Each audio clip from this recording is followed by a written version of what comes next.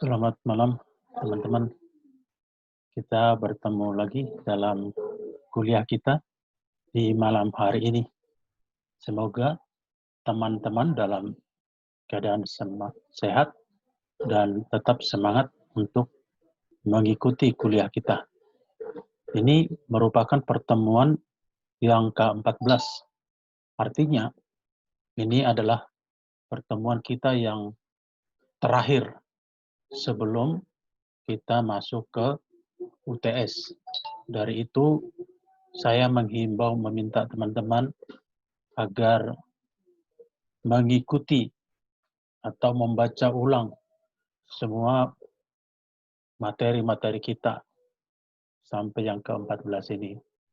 Agar nanti ketika masuk di UAS, semua bisa memberikan jawaban yang terbaik. Masuk kita sekarang di materi kita, standarisasi pengkodean.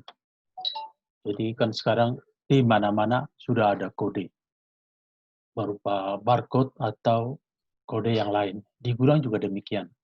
Kalau dulu kita masih membuat secara manual, umpamanya ada kargo satu tumpuk tujuan Vietnam, kita bikin kode khusus, umpamanya berupa kertas berwarna hijau. Nanti ada kargo untuk tujuan Rotterdam, mungkin berupa kertas atau lem yang berwarna merah. Jadi itu hanya pengkodean secara manual.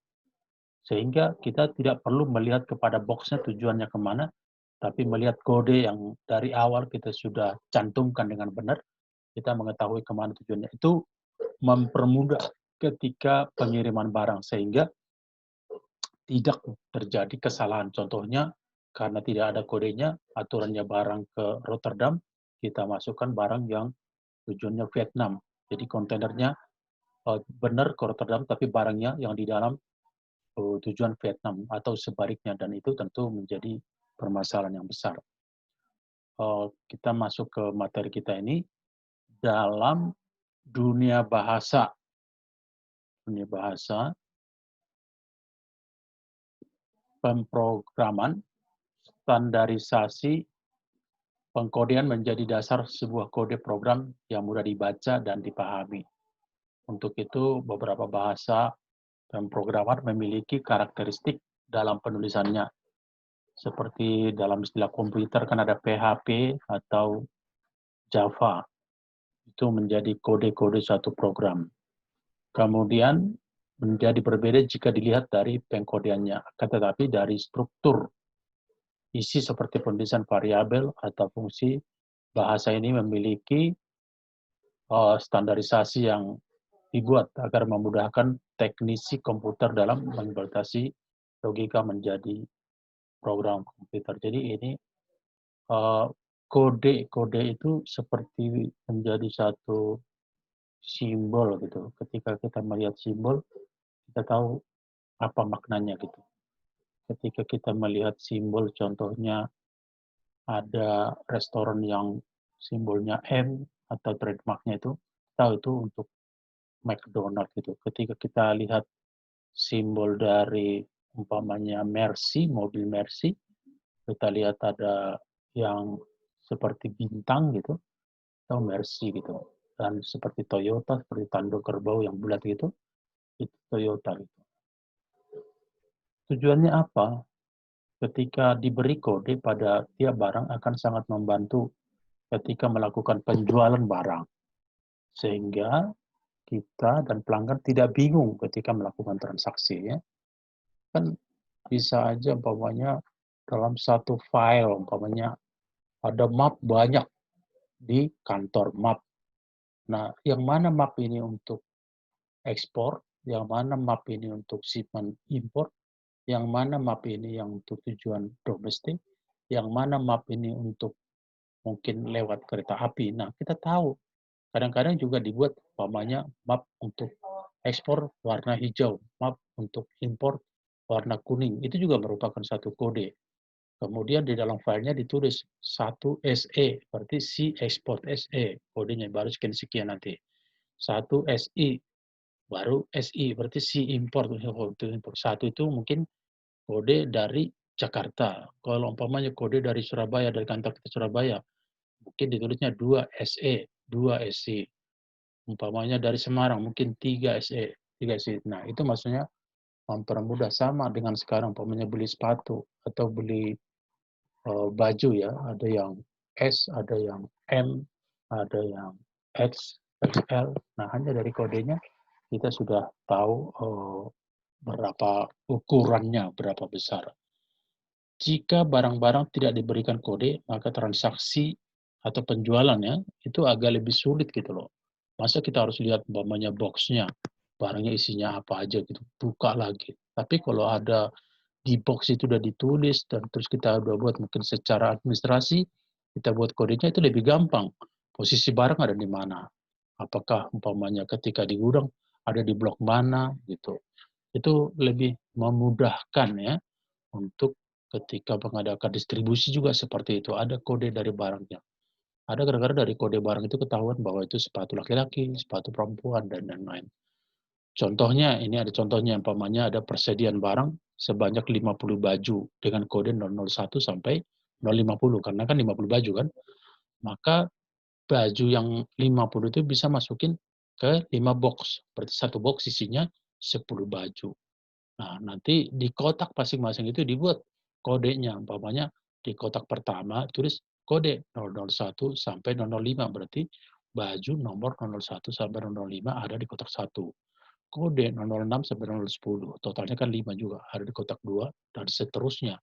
Itu mempermudah ketika nanti kita ada laku umpamanya, oh kekurangan barang yang ada di gerai gitu. Oh kita butuh umpamanya kode 001, butuh. Tinggal cari di gudang yang kode ini, kan nggak perlu membongkar lagi boxnya, melihat satu-satu untuk melihat kode barangnya, enggak, karena sudah ada di boxnya. Itu untuk memudahkan. Kemudian dalam persediaan juga perlu diberikan kode. Tujuannya apa? Ketika persediaan itu dibutuhkan, kita sudah tahu di mana. Jadi kode itu merupakan label, merupakan identiti bagi seseorang ya.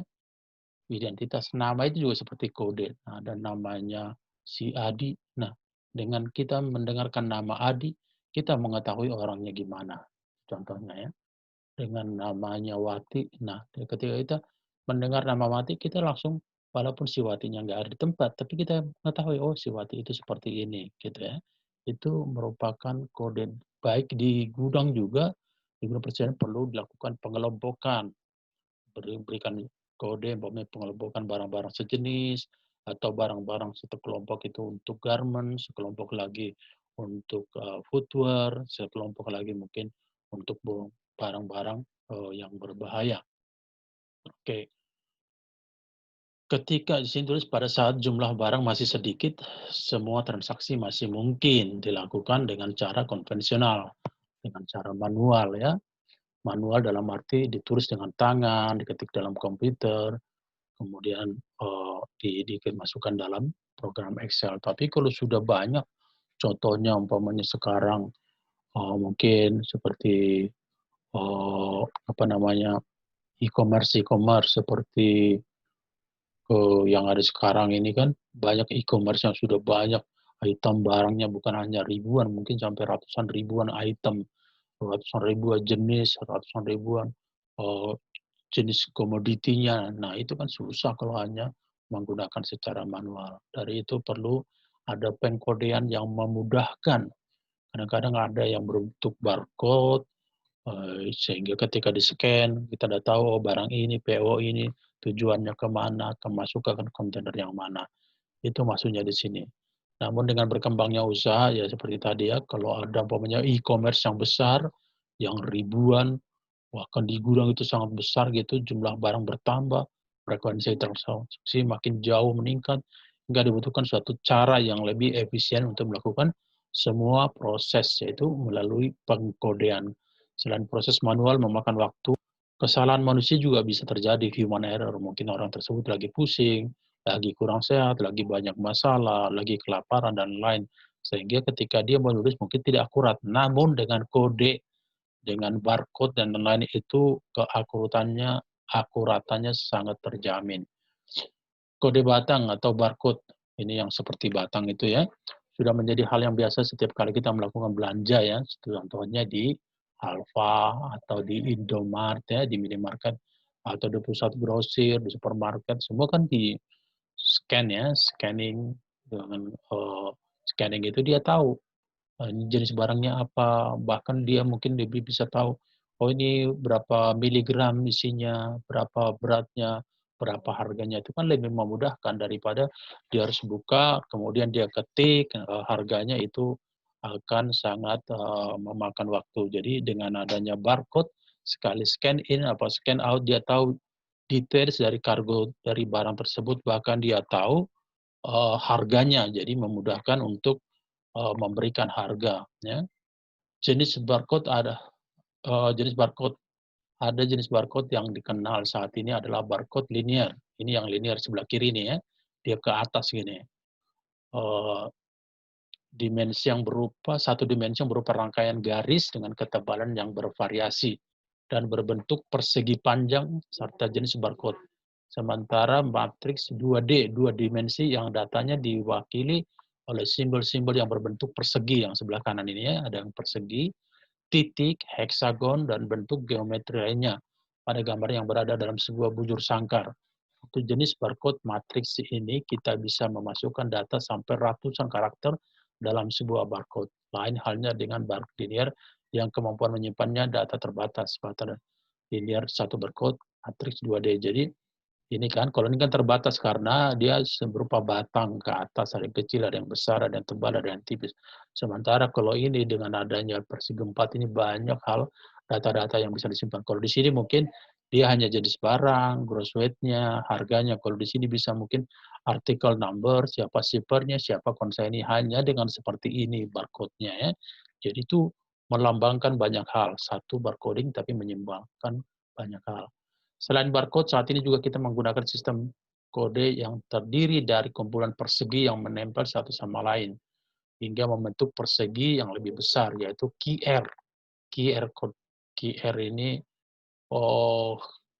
quick response ya, quick response. Jika barcode hanya terdiri dari satu dimensi, yakni garis vertikal dengan jarak tertentu, maka quick response code atau QR code adalah kode yang dipindai atau scan dalam dua dimensi, yakni secara vertikal dan horizontal. Jadi ada dua, ada yang vertikal, ada juga yang horizontal. Kalau tadi yang batang kan hanya secara vertikal. Saat ini QR code sudah banyak digunakan untuk hampir segala hal di sekeliling kita, mulai dari transaksi keuangan hingga mengirim pesan tertentu.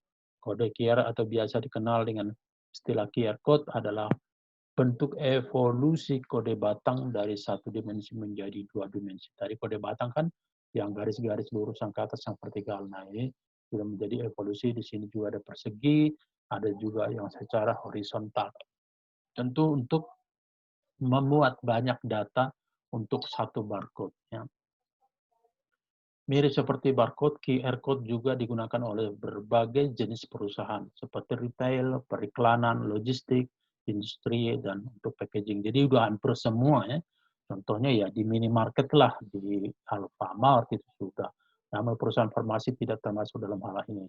Asalnya ada 3 jenis barcode khusus yang digunakan untuk melacak produk farmasi, yaitu Pharma One Track yang terlihat mirip dengan ITF-14 Pharmatrium, VCM yang biasanya digunakan di Jerman.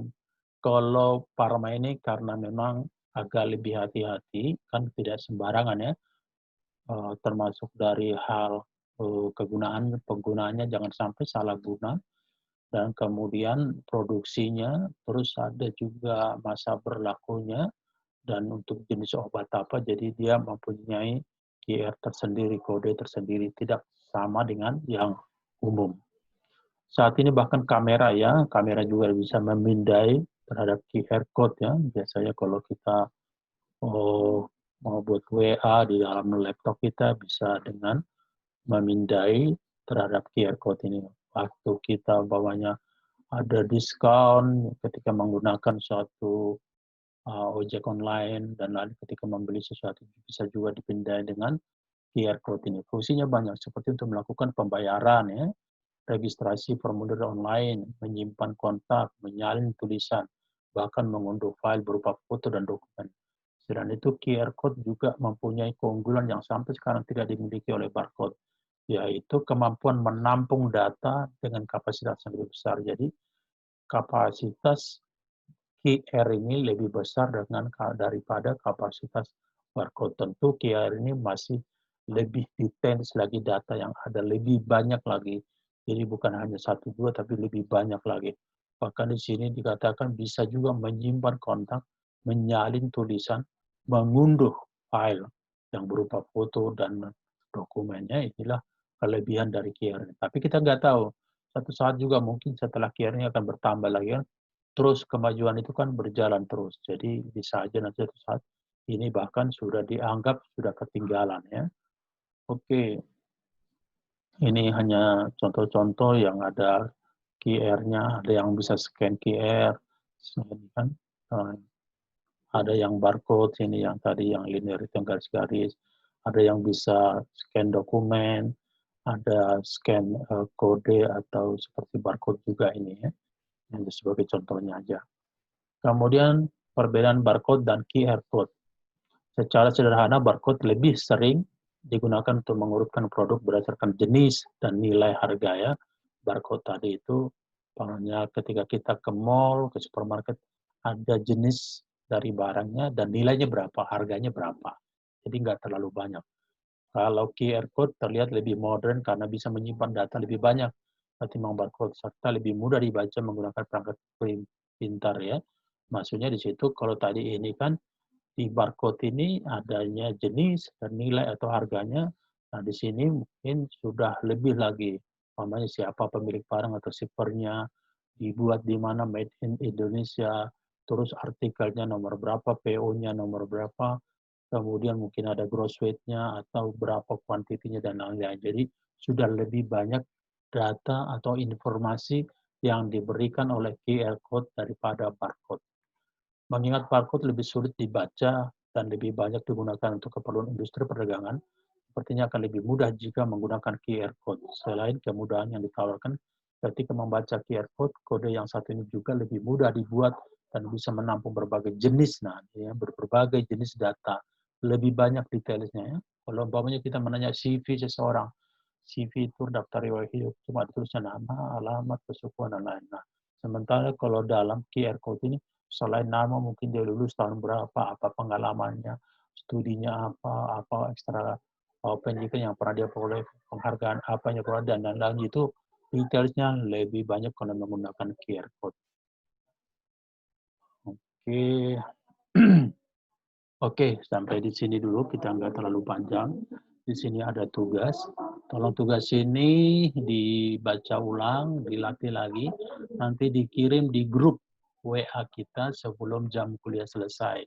Karena kita sudah mendekati UAS, jadi tugas ini juga bisa sebagai ya kisi-kisi sedikit lah, mungkin nggak semua, tapi mungkin ada beberapa dari sini. Baik, terima kasih, sampai kita bertemu di lain waktu. Kita belum tahu ya, Bapak kita nanti di semester berikutnya bisa ketemu. Tapi saya harapkan semua teman-teman tetap dalam semangat untuk terus bekerja baik dan juga untuk belajar lebih baik lagi. Terima kasih.